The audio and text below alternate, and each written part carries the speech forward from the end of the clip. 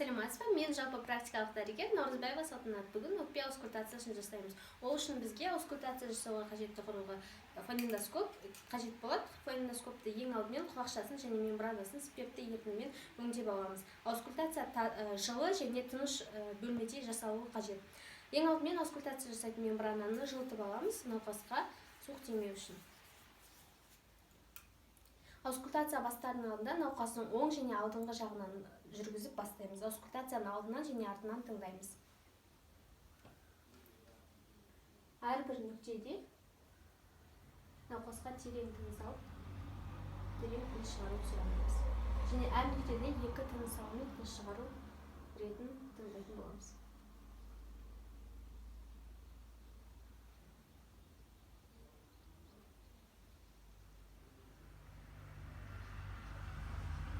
Сол жақтан жүректің жоғарғы шекарасын тоқтатамыз.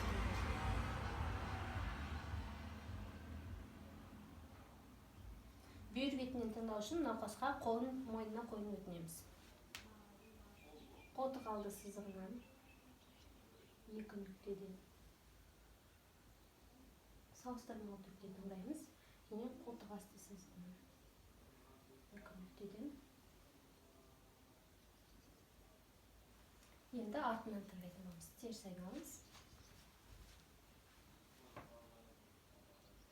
Бүйір үшін тыңдаймыз. Жауырын орта сызығынан тыңдау үшін науқасқа өзінің құшақтарын өтінуге болады.